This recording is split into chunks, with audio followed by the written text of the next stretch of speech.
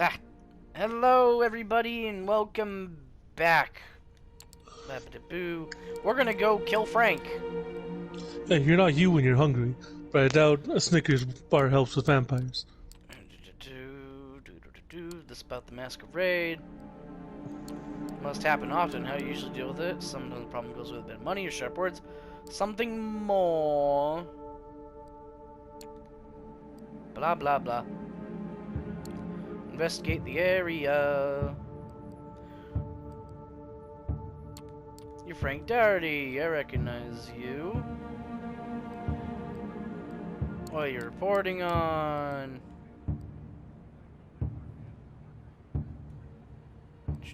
All hot.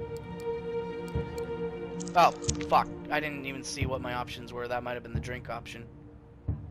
Um, Ugh. hmm. If you found a surgeon, let me know. I could have some work done. How'd you explain it? A lot of ancient medicines, herbal remedies.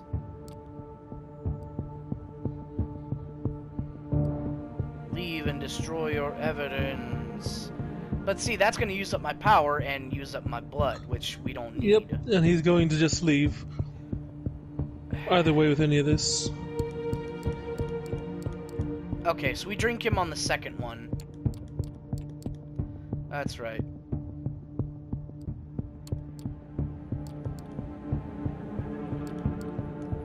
Yep, dooba-dooba-doo. Yeah, we need to take care of this hunger. God damn it. 9 rest, and then something happens, if I remember correctly. Yep, Yep. Kadir visits, and we're gonna do the... Oh, this is our little thing, reconciliation with the boss. Do-do-do-do-do-do-do. Mind keeps going back to the night, everything's changed forever. Underground sweatbox, no animosity. Something realized. Camera will be safe.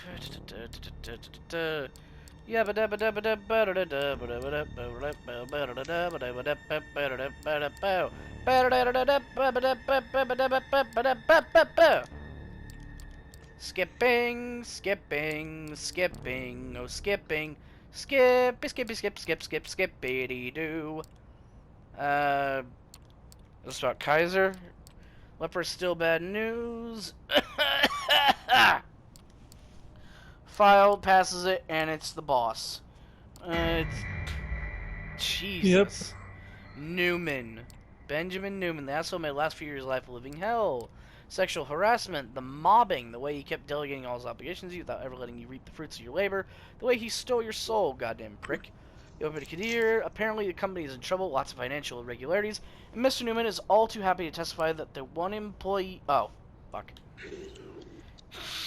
Let's see. The one employee who's just suddenly disappeared is to blame. The story is as fishy as it gets, but your disappearance is being investigated, and a lot of people are searching for you. It attracts attention to us, and as such, it must be stopped. Wow. What a fucking He's piece of such an shit. asshole. Yeah. I'll arrange for you two to meet. You can straighten out the situation and say goodbye. Wow, what a dick. Not Kadir, the fucking Newman guy. Mm-hmm. Gives me an opportunity. Do do do do do do do do. Was that? Let's see, Newman. How revenge is a dish best served cold. Hunger calls to you. It's the same fucking thing. I need to feed. There haven't been as... I'm realizing there was a ton of opportunities to feed with D'Angelo. Mm-hmm. Shit. Alright, so more hope then? Yeah. When you reach the cafe, you're welcomed by the familiar face of the waiter who first led you inside. You exchange looks and nods. He hides his vape pen in a back pocket. She's been expecting you. Something happened to her car and she hasn't exactly left her room ever since. He scratches his head. Oh god. Shrugs and gestures at you to follow him. It's the same route as before. First, beyond the luck door at the end of the room with all the computers, then into an endless gray labyrinth. Finally, you reach a door that would look like any other room to a random bystander. Of course, by now you know it's Hope's Haven lies beyond it. The waiter bids you adieu with an exaggerated bow, and starts walking back to the cafe. You enter the familiar room. This time, the lights are on the inside. Hope is inside, walking around nervously, overseeing every screen in sight. When she spots you, she wastes no time on introductions. I am not I okay am at not all. okay at all. Okay. Karen Montgomery, what do you know of her? Heard something. You could have seen her in listicles, such as Top 5 Badass Women in Tech 2018, 12 CEOs who spark innovation through empathy, or 20 entrepreneurs with mysterious ties to Jeffrey Epstein. Oh, God, what a reference. Yikes. You don't get to... Remind me who Jeffrey Epstein is. He was the super billionaire pedophile dude who would, like, Oh, right. invite kids to his planes and, like, molest them and shit, and he was, like, friends with a lot of very other rich people, like Donald Trump and shit. Right, So, I knew the name sounded familiar, but I couldn't remember. That Yeah, guy. he's... Not a good guy at all. Very, very, Nope. very high on the list of pieces of shit, and, you know, died under mysterious circumstances in jail. Not gonna get into that, though. Question is just minor courtesy. He has a monologue to deliver, and she won't allow interruption. 20 years ago, she was a failed .com investor. Now she's CEO of Double Spiral, a brand management startup, working at the crossroads of big data influence culture. I don't know what that means. The quotation marks are audible, dripping with venom. Long story short, she spent years convincing her Camarilla contacts, as in out-of-touch old farts angry about smartphones, that kindreds can benefit from controlling the internet. Her IT ghouls have done a lot of research in deepfakes, AI and machine learning. Her goal is the ability to generate thousands of believably human online accounts. Basically an army of posters that could brute force anything into the mainstream discourse. The elders took a while to get the concept, but eventually, Carrie got their blessing. The thing is, she claims her tech is ready to be tested, but it needs one final component to work properly, and that's why. She pauses. She proposed a truce. Fuck her. Fuck her. Mock David Chapman took the words right out of my fucking mouth. But no matter how much I hated Guts, this is a blessing in disguise. Hear me out. She picked a public place in Manhattan, neutral ground where we can meet, without the fear the other party might do something stupid and violate the masquerade. She wants to just talk. You'll go there in my place and listen to her terms. We won't accept them, of course, especially not after she just tried to kill us. You will steal her voice and walk away. Steal her voice? What's next? Will you trade her mermaid tail for legs? A Disney joke? Sweet. What's next? You hit me with a topical Harry Potter reference? Bitch, I will go harder than a Harry Potter reference. So context collapsed. I'll take you back to the fucking TMNT, baby. Take you back to the dawn of time. I'm not trying to be obtuse here. Wait a second, let me explain my plan. Revenge plotter. You see, there's only one way to get to even the odds. We have to hit Kara where it hurts. And she's only got one weak point. Double Spiral headquarters. Kara's the only person there with access to every room. Security is something she came up with herself. Voice-based, but using a different password phrase every time. That means just recording her talking isn't enough. We want to get in. That's why I started selling illicit materials to people with access to advanced deepfake audio technology. I got it right here in this room. And now all I need is a sample base that will allow me to manufacture a bot that talks like her. To monitor data, I need to stay behind. God, technology is fucking scary sometimes, isn't it? Fuck yeah, bro. Like, this is all within the realm of possibility nowadays. Mm-hmm. Fuck me.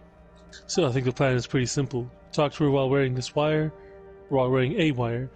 I process the recordings here to steal her voice, and voila, she's wide open. Then we invade Double Spiral and destroy it from within. The evil is defeated, I become part of your crew, happy ending for everybody. How's that sound to you? Sounds fun. Happy to hear it. Hope shakes her head and claps her hands. When she speaks up, she sounds different, more spaced out, stuttering. Antisocial engineering. Antisocial engineering. Alright, let me fix you up with the hardwire. She hands you a minuscule earpiece and starts attaching a small decorative pin to your clothes, along with some masked wiring. It's a directional microphone. I can clean up the audio later, but keep it pointed directly at Kara as much as possible. All right?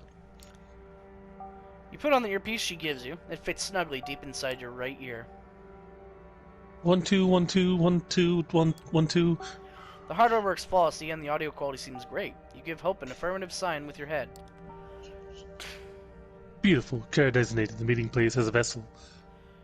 As the vessel. You've heard about the place, right? It's run by the eastern end of the Lincoln Tunnel. I don't Right know by anything about New York. Hooray! We should go Giant to New pile York of at staircases some is point. basically impossible to miss. Manhattan's answer to the Eiffel Tower, or a gaudy monument to being ever so slightly free, depending on who you ask. New York is a place that I'd like to check out, but I have no idea what I would actually do if we went there. I definitely want to try, like, New York pizza. Yes, Definitely. I want to do that. I want to do that too. First thing on the list, New York pizza. We try New York pizza.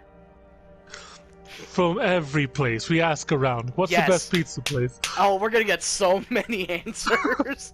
Oh man, you gotta go to Little Tony's over there. Fuck no, you don't go. You go to Big Sal. No, you go to Valentino's Orderinos. Fuck you. They're just writing down everything on a notepad. Okay, we're gonna go one by one. Yeah, it's... Okay, we're gonna go to Little Tino's, Big Sal's, Valentino's, Eaterinos. Oh man, this is gonna be great. Okay, go ahead. I drive you there, but my car is still in the shop, and I don't want to risk being spotted by Kara's people. And I need to process the new voice data from here. Fair enough. Which means I have a perfectly acceptable number of excuses for not letting myself get anywhere close to that demonic old hag. Is she like your sister or your mom or something? Because there's like a slight resemblance between them. It is definitely possible. You involuntarily That rolled hurts. your eyes a little bit. Yeah, it might be. Helps pretend not to notice. So, should we get the oh, it's you. Oops. So, should we get the show on the road, or what? Ready whenever you are.